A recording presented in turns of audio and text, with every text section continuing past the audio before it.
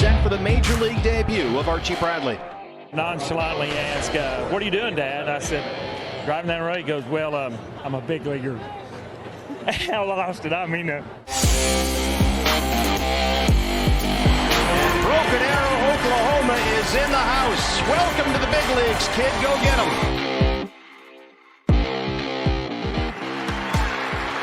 Struck apparently on the side of the head by a Carlos Gonzalez line drive, and Archie Bradley exits. How do you throw? 94, 95.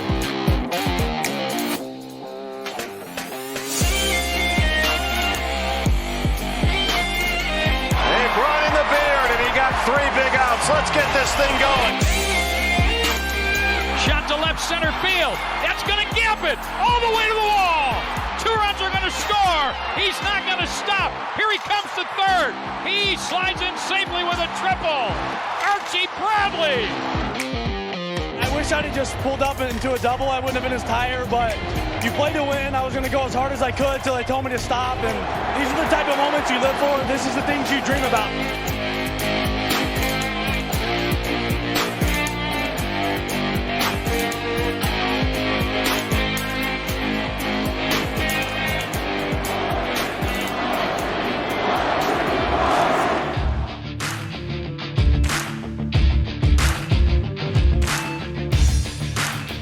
All right, thank you for joining us today on Go Ahead Tech Go. Today we have Archie Bradley with us. Archie, thanks for joining us. We really appreciate you taking time out of your day. We know you're going to be off to spring training soon. But could you just kind of go over with us kind of your journey to where you are in Major League right now? Yeah, so to go all the way back, it's crazy, 10 years now. My senior year of high school, I was in Broken Arrow, Oklahoma. And I was committed to the University of Oklahoma to play football and baseball. And I was one of the top-rated pitchers in quarterback country in 2011. And I was blessed enough drafted by the Arizona Diamondbacks first round. And so I decided to forego college and pursue an MLB career. And I spent years 2012, 13, and 14 in the minor leagues all across the U.S., numerous different small cities. And then in 2015, I made it to the big leagues. I made my Major League debut against the Los Angeles Dodgers, and I beat Clayton Kershaw to start my career. I got to hit my very first pitch in the big leagues. And since then, man, I haven't done anything crazy. I've been a very good pitcher. I've been a starter my first 2 years. And then in 2017, I got bullpen where I've been in the 7th, 8th, and 9th inning since then. And I be starting my 7th big league season this year. Great. That's awesome. I know you talked about your first hit. I saw your triple. I saw that too. Yeah, the wild card game was crazy. Only pitcher in baseball history to hit a triple in a postseason game, so that's pretty cool. That's cool. Awesome. All right, so Archie, the goal with this interview, so our students are going to have the opportunity to look at different clients, different people who want to be champions in their own right, and how they can go about training those champions. And so we're going to ask you some questions about diet, exercise, hydration, testing, injury prevention, that kind of stuff, to see how a champion like yourself trains. And so the first question that we're going to talk about is diet, okay? So during the regular season, so during the season, the baseball season, is there any kind of prescribed diet for you? Yes. I don't know if prescribed is the right word. I would say the diet is always changing. That's the thing as an athlete, you know, you're always traveling, especially in the baseball world. Not a lot of people know kind of the side of it about how late we travel, days we're traveling. And so diet is actually a huge thing for us because you have to be very disciplined in general with your diet athlete, or not even an athlete in general. If you want to eat healthy and eat the right thing, it's hard work. And so it's even more challenging when you're getting into places at 2, 3, 4 in the morning. You know, it's tough to stay on schedule and always healthy. So for me, I try to live by the 80-20 rule. You know, there's guys that are out there that are 100% eat as healthy as you can all the time, but 80-20 is kind of my philosophy. With the way we travel, the schedule on, it's really tough to eat strict and on par for what you're supposed to 100% of the time. So there is definitely a diet there in place, but you have to be flexible and be willing to get outside of it during the season. Are there any foods that are like big no-nos? Like, during the season, I cannot do that because it's going to put me back? Yeah, pop. Pop is probably my number one go-to. I will allow myself to have a few during the season in the right times, but normally once, like you're right here in a couple of days, I mean, I won't have pop really except for one or two throughout the year till the off season again. That's my big no-no. Okay, that's good to know. For these California people, pop is soda. Correct. Yeah, soda. We call it here in Oklahoma. Dr. Pepper is the go-to, in case you're wondering. Me too. That's funny. So kind of getting a little bit, I guess, more focused on diet. Let's say tomorrow you have a big game coming up. You're going to be in the rotation. You're ready to pitch. You're prepared for this. What is it like your final meal of the night look like? Like your dinner the night before you have a big game the next day? Obviously, it starts with hydration. It's kind of the point for me. For those that aren't fully aware of baseball, I'm a relief pitcher, so I pitch typically at the end of the game. So my meal the night before is important, but also my meal before is equally as important, and they're kind of equally the same meal for me. It's very light for me. I'm not a huge eater the night before or right before a game. I have these pregame nerves. So it's very important that my meal is very specific and has the things that I need in it to obviously be at my best performance the next day. So it's kind of the classic things you hear. I always have a fruit in there, a lot of greens. I'm a big spinach and salad eater. And then my meats, I try to be light. I'm a salmon and chicken guy. And then water, man. I always try to drink as much water. Thanks. I have a question because I know things are different depending on where you are in the season. So does your diet change at any point during the season? Preseason, postseason, regular season. Is there a difference in your diet during those different times? Yeah, so for where I'm about to go for spring training, typically we're starting our super early in the morning. It's a big pattern of eating breakfast between, say, 6 and 8 a.m. every single day for almost 2 months straight, where then we transition to the regular season and we don't play most of our games until night. And so a lot of that period from spring to season is a big diet transition because I go from eating breakfast every morning to now sleeping in and eating more of a brunch type lunch meal instead of your classic eggs and your breakfast to start the day. So that transition from spring to season is usually kind of a difficult one. You're trying to retrain your body to sleep in and then also still get good meals in and around the time you should be eating. And if that makes sense. Yeah, I was told by somebody who knows you very well to ask you about you going into spring training a little overweight one year. Okay, that feels like a question. Yeah, I think that's the beautiful thing about this is you always have to be honest with yourself in your diet and your work ethic. And I was fortunate. I did have a bad off season. I did a year where I take my diet seriously.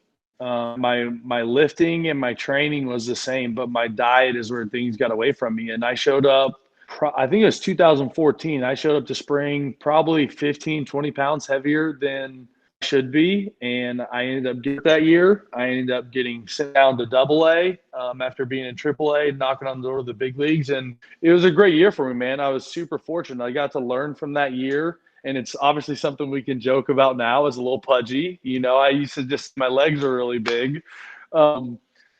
But yeah, that's what that year, that 2014 season where I did have a bad diet year, I didn't really lock in, has completely changed my whole outlook on my career, my diet, really everything I do going forward because I did get a little fat. I was overweight and I wasn't in the best shape I could be to do what I needed to do. Great. Nice, man. So thank you for that. The next kind of category is like with exercise and with training.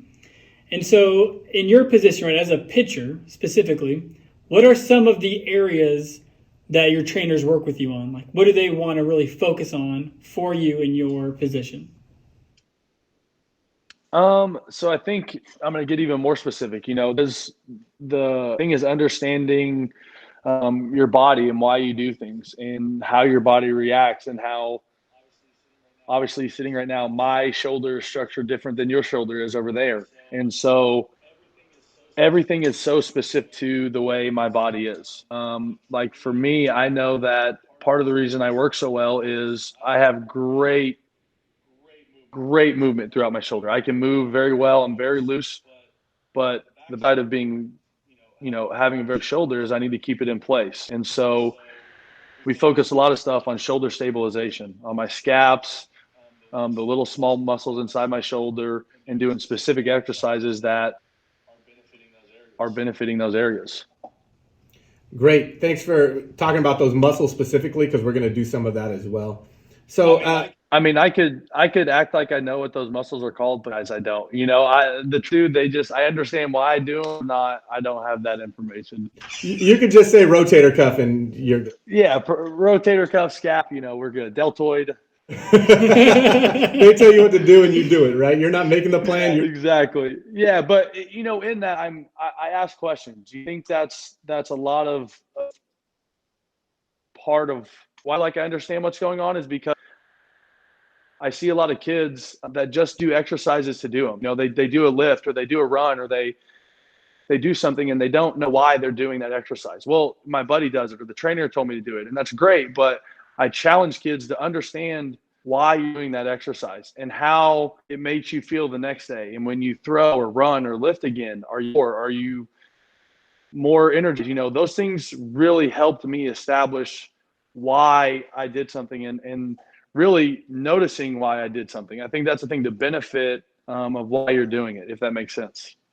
Yeah, definitely. And that's good advice. A lot of times people do this research and they go, well, somebody else did this. Archie Bradley's doing this. Let me do this. That's not always for you. Exactly. With that in mind, how do you train to develop the skills necessary to compete at that professional level? Same thing, man. You rely on a great again, I was joking about it earlier, but I'm smart enough to know that I'm not smart enough to understand everything that I need to be doing to prepare as a major league pitcher. And so I've been fortunate enough. My agent, briefly spoke about my mom earlier. My parents have had a huge influence in that. But you surround yourself with a great team, and you surround yourself every opportunity you can to control what you can control. I would say that's what I've learned is I can't control my performance, but as the things we're talking about, I can control diet. I can control showing up to lift on time. I can control the effort that I put into lifting, and I can control my attitude to continue those things and make those things a routine and a habit. And so, I could get into specifics with certain lifts if you want to, but more so I would say you create a good routine, and you hold yourself accountable to that routine. And when you put those people in place in your team, they also help you stay accountable, because everyone knows you get lazy, you get lackadaisical some days. And when you have those people around you that count on you to be at workouts, count on you to be at a bowl, count on you to be at a restaurant to eat, you owe it to them and owe it to yourself to get the most out of this. And so creating that routine and creating that group of people to help you is key. Awesome. So we talked about diet, we talked about exercise, and you mentioned hydration as being like a very important thing for you. And so the question is, how do you address proper hydration during a game, practice, going to spring training, right? How does hydration come into play in these different stages of your career? Again, this is where I ask questions, because I don't do a good job drinking water during the game. I'm not a guy, I get real nervous. If I drink a lot of water during games or during activities, I honestly have to go pee a lot. I get nervous. And so that's where talking to my trainers and people that I trust, I'm a guy where hydration is huge for me up until the game starts, and obviously the night before. And this sounds weird, but as an athlete, I almost make it a challenge. Drink water. I'm trying to be better about filling up a bottle, so I'm not reusing bottles every day, but I almost make it a challenge to sometimes, I'll finish a water bottle and I'm like, you know what, let's drink another one. And so again, it's just kind of the athletic drive to competitive, and I take it into drinking water, because if not, I get super lazy and don't drink correctly. With that said, have you ever, because you said you learned about the diet thing, have you ever learned the hard way with hydration? Ever not been prepared and then just came in and went, man, I learned my lesson? Oh, yeah. I mean, I can even go back to high school. I got cramps my senior year in the quarterfinals of a football game on the say what you want, it could have happened, but it's like, man, what if I'd have been hydrated? Maybe we score that drive and go on to the state championship. I mean, numerous things. I mean, that's where it's, I mean, we talk everything, but that's where you truly realize where I'm at, and what I hope in talking to you guys and these kids hearing is everything you do in life in general, but especially as an athlete, this is year-round commitment to your body, to craft. Like, it doesn't, people joke around hashtag no off season, things like that, but it truly is. When you realize that every meal, every drink, everything goes into your body and affects you in a way, and every you miss, every workout you don't attend, I mean, there's numerous things, but this is a year-round thing. And so, bringing it back, you have to find that balance. You have to find that team, and you have to understand that this isn't well, I'm going to do it just for the 3 months before my season. Well, the 3 months you have off, that's almost equal important as what you do leading up to the season. And so, I don't know, I'm getting a little long-winded, but this is a full commitment. It's not just a trend or a fad. I mean, if you really want to do this and get the most out of whatever it is you're trying to do, you have to commit to this thing every single day. Yeah, and I don't think you're long-winded. As a coach, it's funny to me because you have students who think, well, I just won't show up for practice this day. Like, I don't have to show. As a coach, you get frustrated. Hey, you got to show up every day. We got to get a routine. We got to do these things. So that's good advice for one of these high school students and athletes. As far as we're going to move to testing a little bit, you're going to go to spring training here in this week, right? Is that when you're going? Yes. So when you get there, do they do any type of baseline testing? Do they do like a BMI, BMR, maybe range of motion testing on you to make sure that they have a baseline before you do anything else? Yep. Again, I don't know the technical, but they sit us down with the little tractor measuring device, and they'll measure IR, extension, from shoulders to hips to knees, arms over our back, checking our scaps and shoulder blades. I don't know if Phillies do the FMS testing. Sometimes we'll do the FMS testing. I mean, our physical day is pretty crazy, all the measurements and things they put us through. And then I don't think they technically call it a conditioning test, but most organizations have some baseline conditioning that you have to at least participate in. Great. Thank you. So kind of going a different direction here. We know, like in every Major League Baseball, football, basketball, major or professional sports, injuries are on the mind in terms of protecting yourself for that. And I know you've experienced that too. We'll talk about that a little bit later. But in terms of preventing injuries, what kind of medical or athletic professionals do you work with regularly to kind of monitor, to watch, to prevent any injuries that you may have? I was with the Arizona Diamondbacks for 6 of my professional seasons, and I'm almost my whole career. And so I always had their medical staff to rely on, and also having my agent, who I've gotten second opinions from. But that kind of goes back to what I said earlier about understanding yourself and understanding your body. Because I think as an elite, and I specifically want to talk this to the high school kids, there's always a lot of confusion about, am I hurt or am I sore? And that borderline. And it's because you never want to pull yourself out of the game, but you also want to protect yourself and be smart. And so that's where I'm getting back to understanding why you do exercises, understanding the lifts you're doing, and how you feel after certain things, because that's when you can start to notice something is off or when something is different. When you have that routine I talked about, and you have these things set up in place. Well, when you go to throw and you're like, man, my shoulder, it doesn't feel good. And because you're asking these questions and paying attention, it doesn't feel good, but it's in the back of your shoulder. Which, again, I'm not a doctor or anything, but like maybe that's not the worst place. I'm just saying that for myself, I know my body so well now because of the attention I've paid to it, that when something is off, I don't know necessarily it, but through either the Diamondbacks old training staff or now because of the Phillies, I can reach out to the people to get it taken care of. And that's what I would say. Again, you want to be you want to be a tough player, stay in the game, all that things, but you have to know when something's off, and you have to be able to take care of it the right way. That's great advice. There's really a difference between the two, and that's hard to tell. So we've all seen the Archie Bradley, comebacker hit you in the face, right? And if they haven't, I'll show them a clip.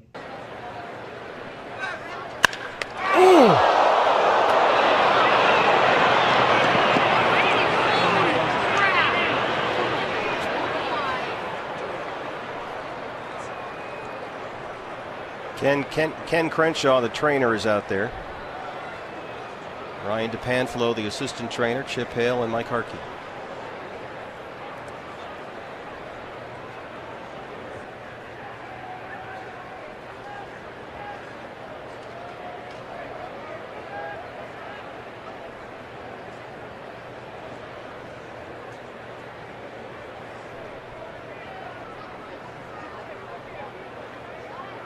Archie appears to be conscious out there on the mound as he's being tended to. Obviously, concern on both sides of the field and in the stands. Sometimes things just supersede competition. Everybody's concerned.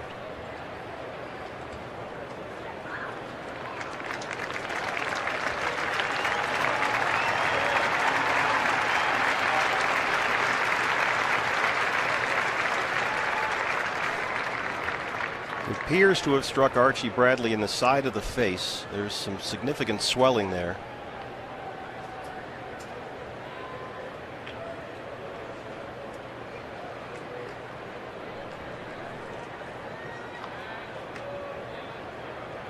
Ken Crenshaw is the gentleman with his back to the camera, the head trainer.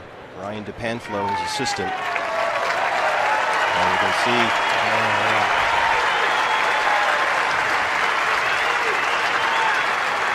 struck apparently on the side of the head by a Carlos Gonzalez line drive, and Archie Bradley exits.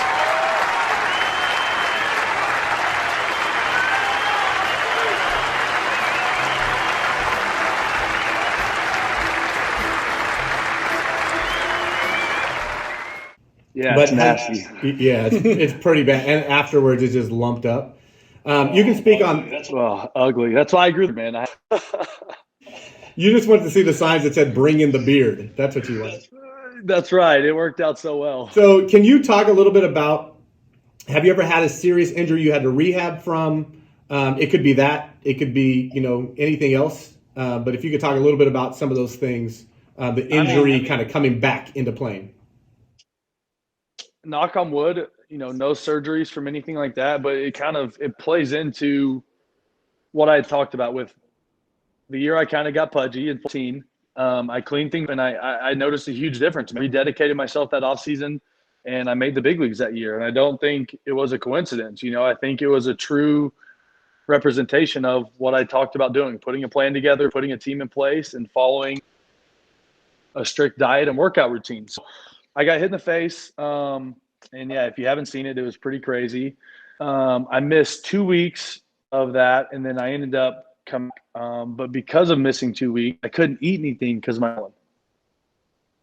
So I was eating liquid, and same thing. I was it, but I was so fixated on coming back that I didn't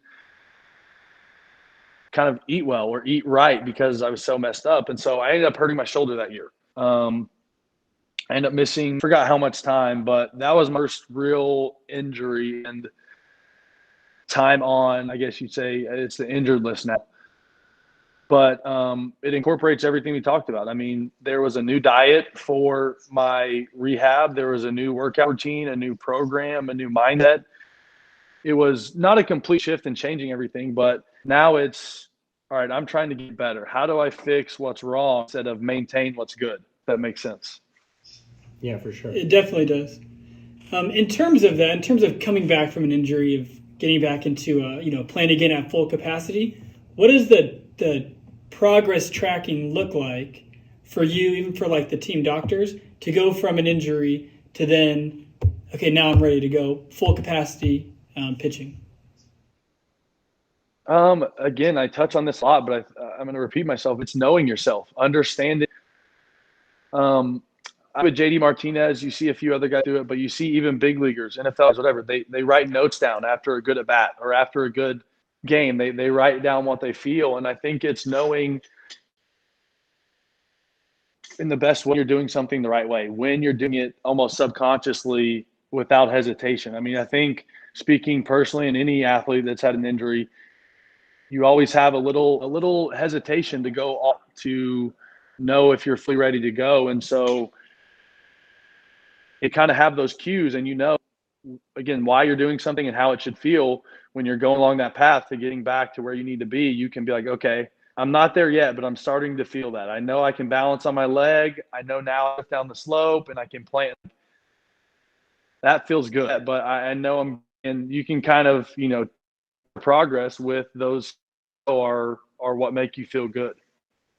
Awesome. And it makes me think, and this may vary from sport to sport, position to position, but how much say do you have in being able to come back and play, right? Let's say you're feeling good, but maybe the numbers don't match what they wanted to match to. How much say do you have in being able to come back?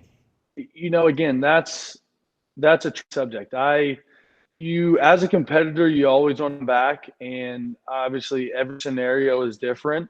But that's where, again, and I think this is a good thing to talk about, you have to trust your team.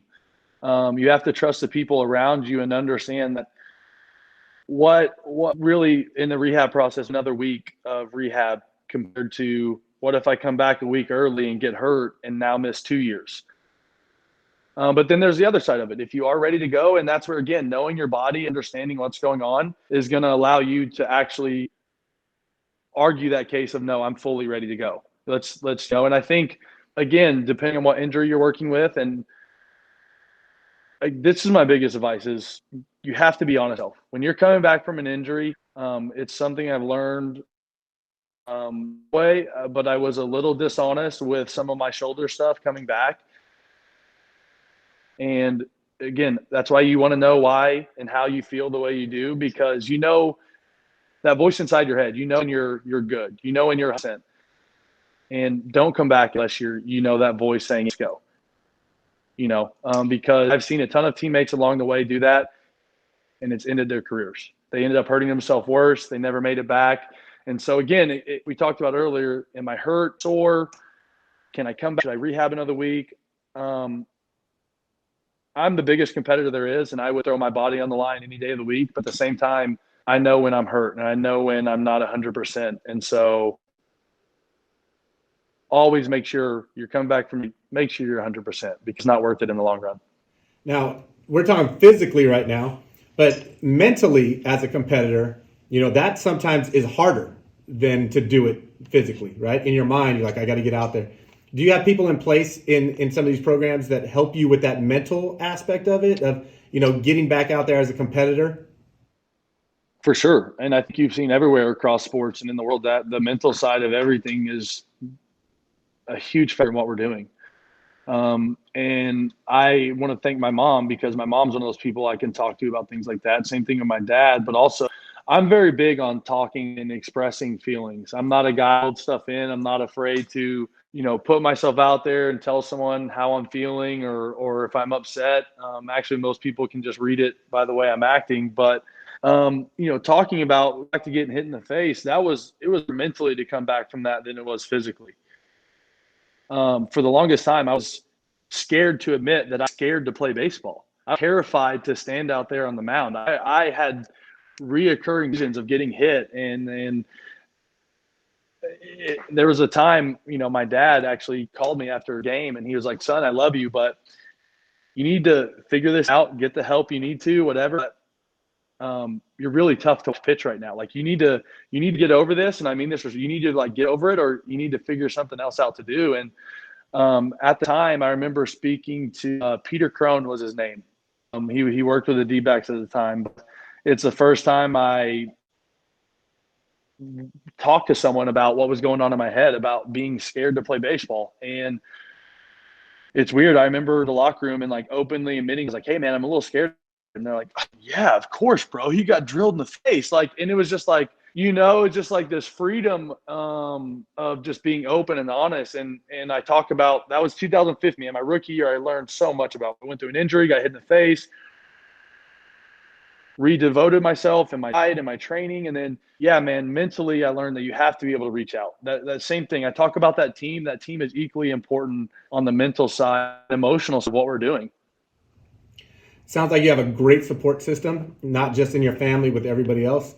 Also, teammates. We watched the video of you on, I think it was Chicago Rainout. Cubs, yeah. And you had a little fun bullpen to like kind of break it up and get that mental release. So the two bullpens can see each other only through the TV monitor. So oftentimes, the two bullpens during these delays will put on shows for the other relief corps and the other bullpen and watch this work in performance art between the Diamondbacks and the Cubs.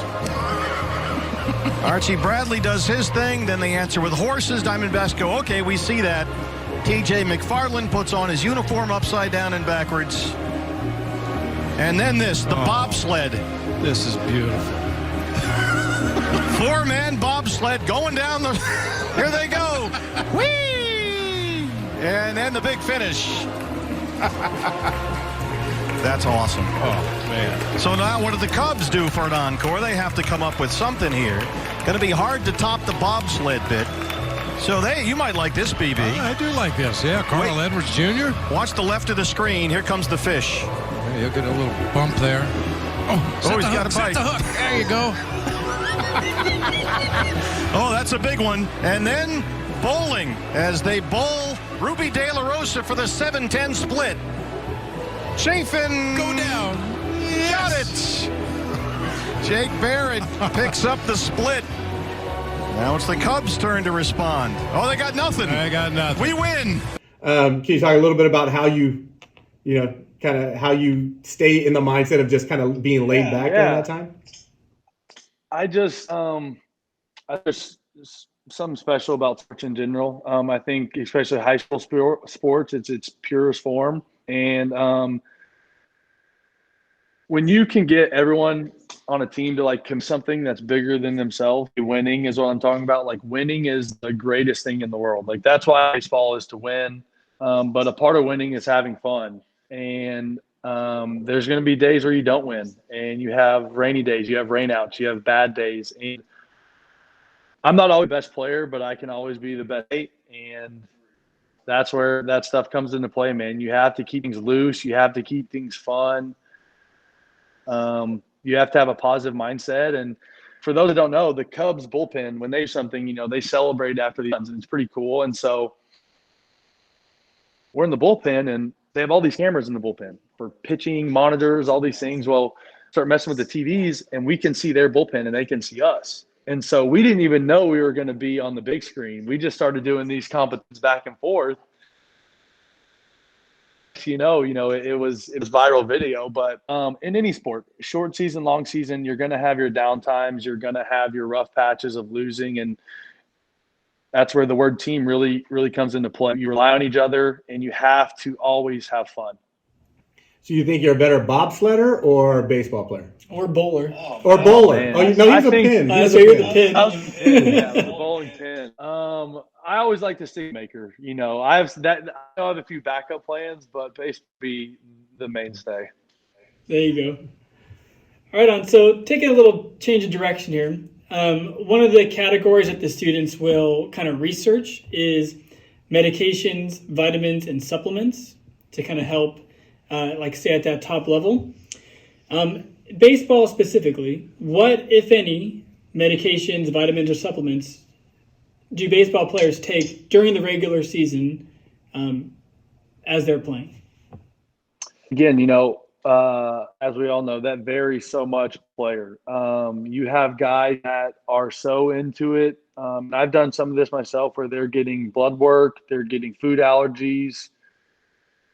They're finding out what areas they're deficient in, whether it's iron, magnesium, calcium, vitamin C, vitamin D. I mean, I could go on the whole list. And so a lot of guys take supplements based on those reports and those numbers. That's where we're fortunate. The teams allow us to get that information. And even if the teams don't, I mean, again, that's where I talk about. If you really want to do this, you can take it upon yourself to find out these results and find out these things that you need help in. And so, that's kind of my answer to that. Yeah. Great. We're going to just last thing. You've done a lot of this during the interview, which we really appreciate, but advice. So, we're out of high school. We have a sports med program in our academy. So could you talk about somebody, what advice would you give to a high school student who wants to be a professional athlete, or maybe somebody who wants to work in professional baseball or, a professional sport? Man, I feel like sports, that's what I love about sports. It teaches so many things about life. You can relate everything to life, but an open mind.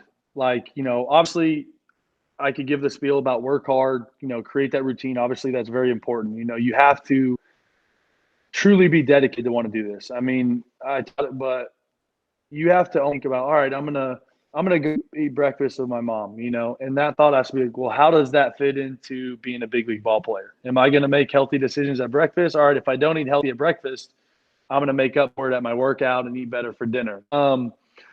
But I would say, as you guys know, I talk about keeping an open mind. I mean more than open mind. Understand that there's a lot of different ways to do things. You're going to run into people. You're going to learn a lot of things, and be open and we'll try different things. And then ultimately it's cheesy, but if that's what you want to do, don't let someone tell you you can't replicate hard work. You can't replicate the time and effort that you put in. And ultimately what I've learned is the process is more of what it's about than the end result. I talked about able to control what you can control. That's the hardest thing to actually understand what that means. Like I kind of touched on it, but you can control the time you wake up. You can control the time you go to bed. You can control the amount of water. You can control the lifts. There's a lot of things that you can control where at the end of the day, if you don't perform or if you don't succeed in terms of what's considered success, it's a lot easier to handle. It's a lot easier to look back, and you don't have to look at yourself in the mirror, or you don't have to look at like, dang, I wish I would have ate better a few more days. I wish I'd have ran those extra sprints. Like, it's kind of cheesy, but it really is true. Like when you don't succeed, or you want to call it failing, or don't achieve what you're after, you really don't fail. You just weren't good enough, or you got beat that day. And that's a lot easier to take. It's a lot easier to process and move on from, or use to get better, than knowing you shorted yourself in training or you shorted yourself in your diet. And I think most people will say like they have regret that, and they have regrets about wishing they would have dedicated themselves, wishing they would have gone to less parties or gone to less social things. And as I said, I think there's a fine balance in between that, but you got to sell out, you got to commit. And if you do those things the right way, then at the end of the day, success is you succeeded because you did it your way and you did it the way, and you don't have regrets about it. So that's great advice. I feel like it's good for students to hear, because it goes beyond just sports. It goes a career choice. It goes with family. It goes with friends. It goes with just what you do at school, doing your work at school, So it really extends. Well, and I will say, I'll say one more thing talking to the kids, like, don't get caught up in the media stuff, man. Social media is cool. Don't get caught up that you're not big right now, that you're not fast enough right now. My best friend in the world, Jake Lamb, he had back-to-back 30 home run seasons in the big leagues. He was an all-star. I think he hit like 3 career homers in high school. Like, he was a puny little kid. And stick to your process, man. Like, the last say about that is I call it tunnel vision, headphone mode. Don't get caught up with what other guys are doing. Don't get caught up with where other people are ranked. If people are throwing harder than you, like I said, this is your path, and do it your way. And don't get caught up in trying to do what other people are doing. You have to want to do it your way and trust the process that you're on. So Awesome. Well, thank you so much for that, Archie, and thank you for taking the time to really talk to us and talk to our students. We really appreciate it. We wish you the best of luck this season and at spring training coming up. Thanks, guys. Forward to it. Like I said, guys, enjoy it. It's fun, but if you do it, you got to commit, and hopefully you guys learned something and had fun today. We definitely did. We really appreciate you taking your time. Yeah, man. Take care, guys. All right, Archie. Thanks, See you, Archie. man.